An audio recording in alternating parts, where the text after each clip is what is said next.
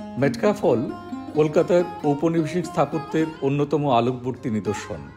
এই স্মৃতিসৌধটি লর্ড মেটকাফের স্মৃতিরক্ষার্থে নির্মিত, যিনি 1835 সালের মার্চ থেকে 1836 সালের মার্চ পর্যন্ত ভারতের গভর্নর জেনারেল হিসেবে দায়িত্ব পালন করেছিলেন।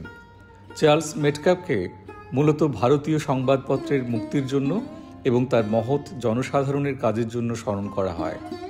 স্ট্র্যান্ড রোড এবং হিয়া স্ট্রিটের সংযোগস্থলে গঙ্গা নদীর বাঁ তীরে অবস্থিত রাজকীয় মেটকাফ হল। 19শে ডিসেম্বর 1840 সালে হলের ভিত্তিপ্রস্তর স্থাপিত হয় এবং নির্মাণ কাজ সম্পন্ন হয় 1844 সালে।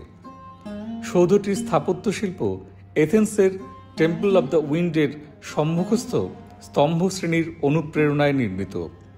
নদী তীরস্থ দিকে বা পশ্চিম দিকে বিশাল প্রশস্ত সোপান শ্রেণী স্তম্ভ শ্রেণীতে গিয়ে মিশেছে এবং পূর্ব দিকে একই রকম সোপান শ্রেণী আচ্ছাদিত স্তম্ভগুলির মধ্য দিয়ে প্রবেশদ্বারে যুক্ত হয়েছে।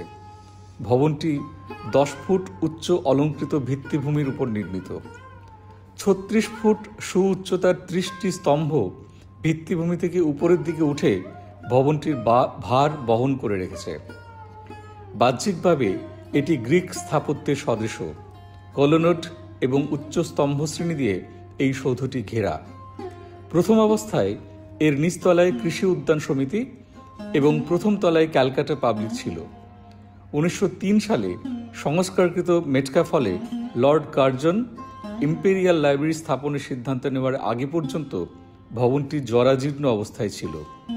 এই স্মৃতিস্তম্ভগুলিতে কলকাতার জীবনের এক চিত্রিত আভাস রয়েছে।